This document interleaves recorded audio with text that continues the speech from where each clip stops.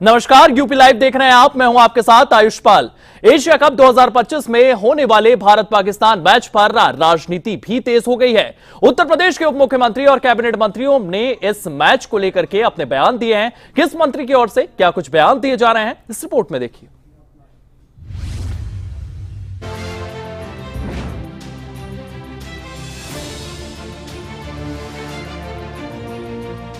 Asia cup 2025 में भारत और पाकिस्तान के बीच होने वाले महामुकाबले पर सियासत गर्मा गई है। यूपी के डिप्टी सीएम केशव प्रसाद मौर्य ने कहा कि कोई भी भारतवासी पाकिस्तान से मैच नहीं चाहता, लेकिन जब अंतर्राष्ट्रीय टूर्नामेंट होते हैं जिनमें कई देश शामिल रहते हैं तो मजबूरी में खेलना पड़ता है।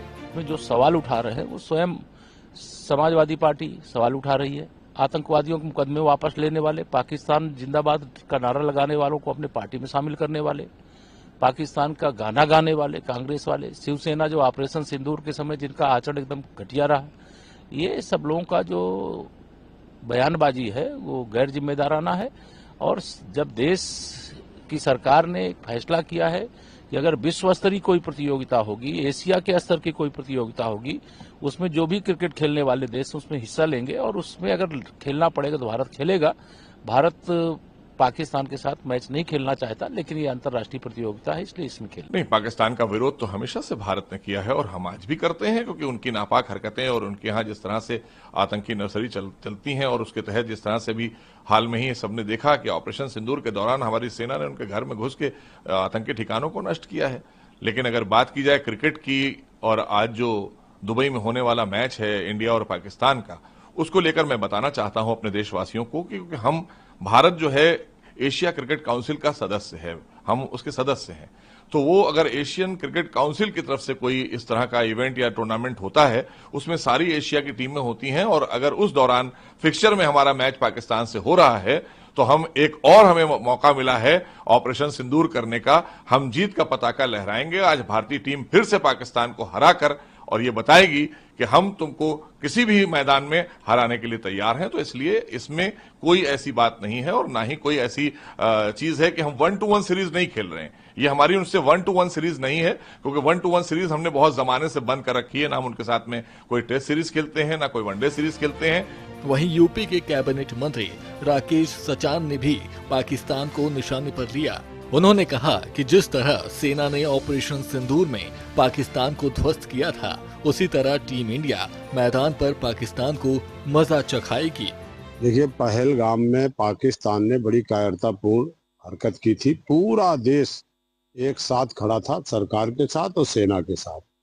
हम सेना के लोगों को बधाई देंगे कि हमारी सेनाओं ने, भारत की सेनाओं ने पहलगाम की कायरतापूर्ण जो हमारे आतंकवादियों ने हरकत की थी, निर्दोष हमारी माँ बहनों के सिंदूर को उजाड़ने का काम किया था। पूरे देश के आक्रोश को देखते हुए भी सेनाओं ने बड़ा सराहनीय कार्य किया कि पाकिस्तान में घुस करके उन ठिकानों को टारगेट किया था, वहां के दर्जनों ठिकानों को एक साथ ध्वस्त और नेस्त नाबूद करने का काम किया।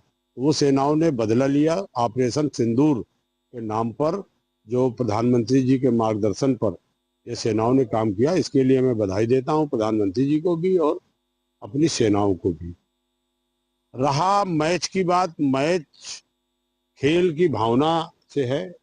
हमारे खिलाड़ी हैं पाकिस्तान के भी और इंडिया के। अब ये मैच पाकिस्तान इंडिया का हो रहा है, बीसीसीआई के चेयरमैन ने, उनकी हमारी जो संस्थाएं हैं उन्होंने फैसला लिया है। तो ये खेल की भावना से देखिए, इसको युद्ध की भावना से न देखिए। ये मैच है और क्रिकेट मैच है, लोकप्रिय मैच है, पूरे देश के लोग देखते हैं। हम इतना कह सकते हैं कि जिस तरह से ऑपरेशन सिंदूर में ध्वस्त किया था, उसी तरह से हमारे खिलाड़ी पाकिस्तान के मैच को हरा करके इंडिया का झंडा। एशिया कप का भारत पाकिस्तान मैच सिर्फ क्रिकेट मुकाबला नहीं, बल्कि 140 करोड़ भारतवासियों की भावनाओं का प्रतीक है। पूरे देश की उम्मीद है कि टीम इंडिया मैदान पर पाकिस्तान को उसी तरह ध्वस्त करेगी जैसे सेना ने ऑपरेशन सिंदूर में किया था। ब्यूरो रिपोर्ट, सूर्या समाचार।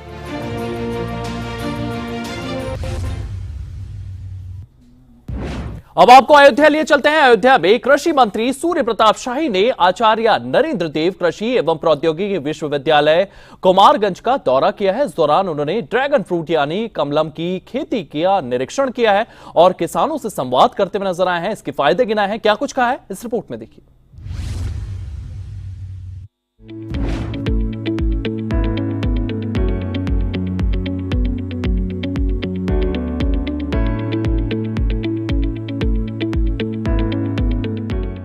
अयोध्या स्थित आचार्य नरेंद्र देव कृषि एवं प्रौद्योगिक विश्वविद्यालय कुमारगंज में कृषि मंत्री सूर्य प्रताप शाही पहुंचे और वहां ड्रैगन फ्रूट की खेती का निरीक्षण किया।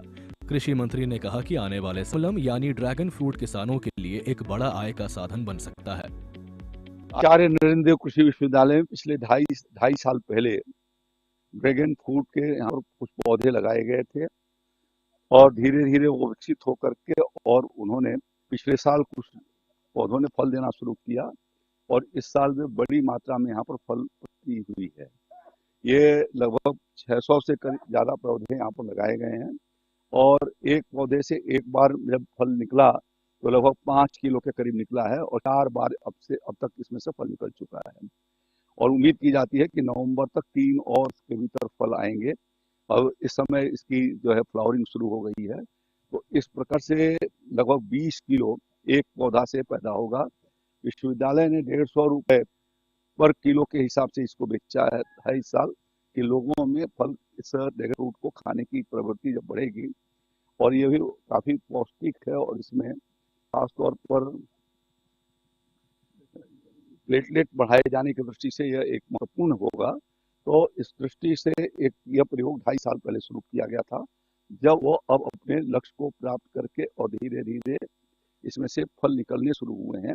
लगभग 40,000 रुपए तक की अब तक फल इन्होंने यहाँ से बेचा है। तो इससे कृषि विश्वविद्यालय की आय भी धीरे धीरे बढ़ रही है और अगले टाइम में चूंकि अभी प्रचलित कर रहे थे इस नाते काफी नो प्रॉफिट नो लॉस पर फल को बेचा।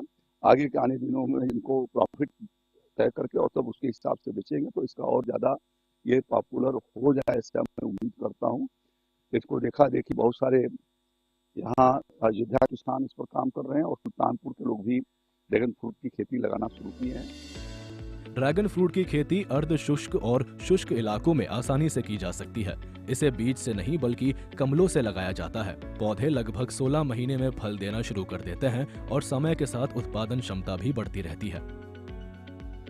हमारे विश्वविद्यालय की जो ड्रैगन फ्रूट है इसमें क्वालिटी की गुणवत्ता एंथोसायनिन की है, जिसमें जो है येलो है, जेंटो फूल है। तो इस तरह से काफी विविधता है। कुल 12 प्रकार के 12 प्रजातियों को हम लोग लगाए हैं। ये नागफनी पर एक्सपेरिमेंट भी चल रहे हैं। इनके जो है पार्टी मीडिया बीच में आप देख रहे हैं कि बीच में हम लोग जाली लगाकर स्पेगमस मास्क लगाकर ताकि इसमें मॉइस्चर भी बना रहे और उनके जड़ों को नरिशमेंट भी हो। तो ये इसके लिए हम लोग एक्सपेरिमेंट कर रहे हैं और इसके यही नहीं पौधों को भी हम लोग यहाँ पर किसानों को दे रहे हैं। तो इससे क्या है कि पूरे क्षेत्र में आगे आने वाले दिनों में एक ड्रैगन फ्रूट की क्रांति आएगी, क्योंकि आगे आने वाला फ्रूट जो है ये ड्रैगन फ्रूट है और इसको हम आजकल हमारे देश में इसको कमलम के नाम से जानते हैं, क्योंकि ड्रैगन नाम जानते हैं कि चाइनीज नाम है, इसलिए हम लोग अपने देश में इसका नाम कमलम रखकर और इसको प्रसार लेकिन अभी भी लोग ड्रैगन फ्रूट ही जानते हैं। और हमारा विश्वविद्यालय इसमें अग्रणी भूमिका प्रोडक्शन टेक्नोलॉजी से लेके और इसको कैसे प्रोपोगेट किया जाए सब जो है विधियों पर यहाँ पर प्रयोग कर रहा है और किसानों को जो है इसके पौधे भी दे रहा है। किसान इसे बहुत आगे आने दिनों में इसके लाभ लेंगे और लाभान्वित होंगे। उसके बाद हमने लगाया तो ये 14 महीने बाद हमें फल दिया। तब से ये लगातार फल दे रहा है। ये बहुवर्षीय पौधा है, इसमें ना कोई बीमारी है ना कोई रोग है और न इसको कोई जानवर खाते हैं। जैसा कि आप लोग देख रहे हैं ये फल 300 रुपया किलो यहीं हमारे घर से, वो चाहे व्यापारी ले जा रहे हैं चाहे जो खाने वाले ले जा रहे हैं। ज्यादातर इसको अब डॉक्टर लिख रहे हैं डेंगू में या जिसे प्लेटलेट बैठ रहे हैं उस बीमारी में इसको बहुत ही फायदेमंद माने, तो डॉक्टर्स भी लिख रहे हैं।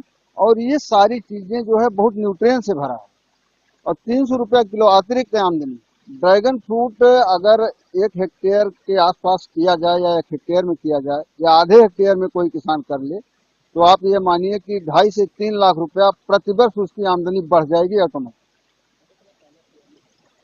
हाँ, ये तो सत्य है, क्योंकि मैं भी अयोध्या वासी हूँ और भगवान में काफ़ी आस्था रखता हूँ। और पहला फल हम जो है, जब हमारा ये फल पका 14 महीने बाद, तो मैं पहला फल जो है वहाँ राम मंदिर पर चढ़ाया था, और जिससे आज उसका हमें प्रतिफल मिल रहा है कि मैं काफ़ी अच्छी आमदनी करके और अपने परिवार को सुखी और समृद्ध बना रहा हूँ। अभी हम 250 पौधे इसी पौधे से तैयार किया हूँ, और उन पौधों को हम लगाना चाहते हैं। बस जल्द से जल्द उनको, यानी फरवरी में उसको हम रोपाई करेंगे। उसके बाद और धीरे धीरे इसको हम बढ़ाते रहेंगे। हम इसकी खेती लगभग 1 एकड़ में करने के प्लान में भविष्य में।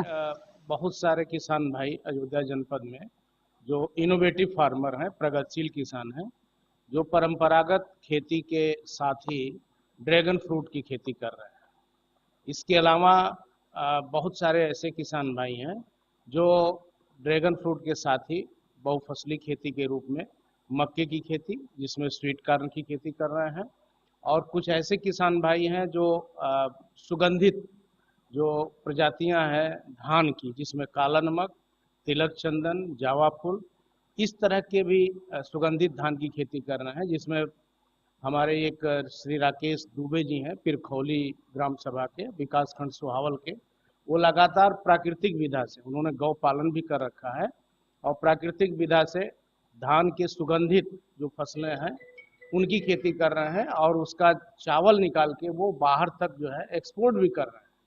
तो इस प्रकार से हमारे जिले के किसान भाइयों में ये अभिनव प्रयोग कृषि के क्षेत्र में किया जा रहा है।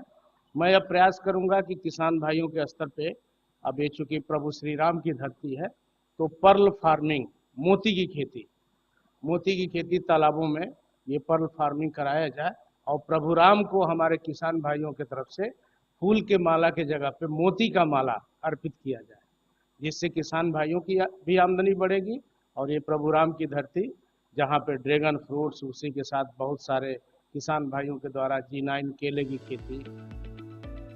ड्रैगन फ्रूट अपने आकर्षक रंग, स्वाद और पोषण गुणों की वजह से देश भर में तेजी से लोकप्रिय हो रहा है। यह न केवल बाजार में अच्छी कीमत दिलाता है, बल्कि सेहत के लिए भी बेहद फायदेमंद है। ब्यूरो रिपोर्ट, सूर्य समाचार।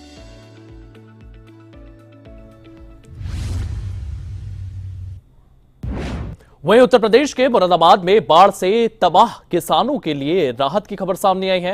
रामगंगा और कोसी नदी की बाढ़ से प्रभावित किसानों को मुआवजा देने की प्रतिक्रिया तेज कर दी गई है, और लगातार इस पर काम किया जा रहा है। उत्तर प्रदेश सरकार की ओर से यहां पर राहत पैकेजेस भी दिए जा रहे हैं। क्या कुछ इसको लेकर के जानकारियां सामने आ रही है, इस रिपोर्ट में देखिए।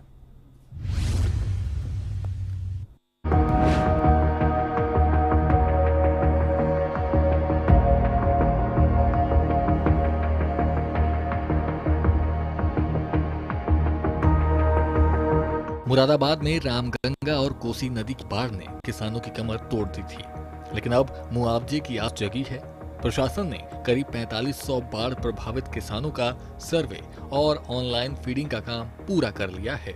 यहाँ पर विधिवत पूरे क्षेत्र में जो भी हमारे क्षेत्र ऐसे थे जहाँ पे फ्लड इफेक्टेड था या जहाँ पे जल जमाव की स्थिति थी और किसी भी प्रकार के फसल को नुकसान हुआ है, उसका सर्वे हम लोगों ने करवा लिया है और उसको हम लोगों ने ऑनलाइन फीड कर दिया है, और अगले 1 से 2 दिन के भीतर उनके खातों में पैसा जाना भी प्रारंभ हो जाएगा।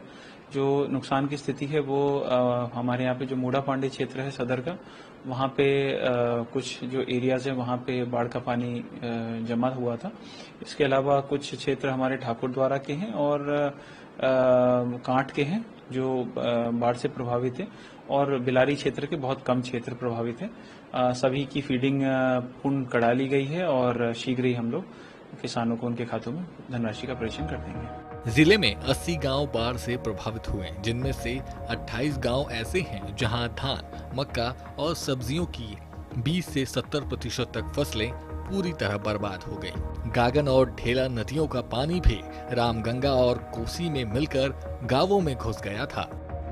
तो जितनी फसल बोई ही सब मारी गई पानी से, और अब जो खाली खेत पड़े हैं अब इन्हें जुतवाना सोच रहे हैं। धान भी लगाए थे, चरई बाजरे न्याज बोया था, सब मारा गया। हमारे तो शहर जंगल ही मारा गया। जितना हमारा जयपुर का सब जंगल ही खत्म हो गया। अब तो हमारा का और का सबका ही खत्म हो गया। धान भी लगाए थे, न्याज बोया था, चरई बाजरे बोए थे, पजहार भी थे, तो लौकी थे, सब मारा गया। बाढ़ के पानी से 6-7 बीघा तो सभी मारे गए, एक पेड़ न बचा। कितना नुकसान हुआ है? अब बतेरा नुकसान है। तो किस तरीके से करेंगे आप? कैसे करेंगे, जो ऊपर बारह ही इसमें चरई बाजरा वो भी मर गया। कैसे? बाढ़ से। बाढ़ का पानी आ गया। हाँ। तो कितना नुकसान हुआ? नुकसान बहुत हो गया, बहुत नुकसान हो गया। धान लगाए थे, धान भी मर गए। तो कोई मुआवजा वगैरह कुछ ना मिला। तो अब क्या कर रहे हो? अब तो ये ऐसे ही बहुत पूरा लिया में ढोल चुका लें और खा रहे। तो फावड़ा चला के सही कर रहे हो खेत को? हाँ, खेत को सही कर रहे हैं। तो ट्रैक्टर से क्यों नहीं करा रहे? ट्रैक्टर का रास्ता नहीं आने का, पानी है सब लोग, पानी है। शासन को 2.5 करोड़ रुपए का प्रस्ताव भेजा गया है। जैसे ही स्वीकृति मिलेगी, किसानों के बैंक खातों में सीधे भुगतान शुरू कर दिया जाएगा। यानी मुरादाबाद के किसानों को अब जल्द ही मुआवजे की पहली किश्त मिलने की उम्मीद है, ताकि बर्बाद हुई फसलों के नुकसान की भरपाई कुछ हद तक हो सके। ब्यूरो रिपोर्ट, सूर्य समाचार।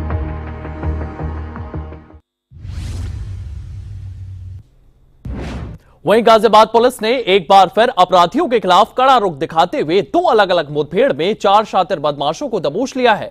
एक और जहां स्वाट टीम और विजयनगर पुलिस ने लूट के 3 आरोपियों को मुठभेड़ में घायल कर गिरफ्तार किया है, वहीं दूसरी ओर इंदिरापुरम पुलिस ने एक और कुख्यात लुटेरे को चेकिंग के दौरान पकड़ा है। इसी को लेकर के यह खास रिपोर्ट देखिए।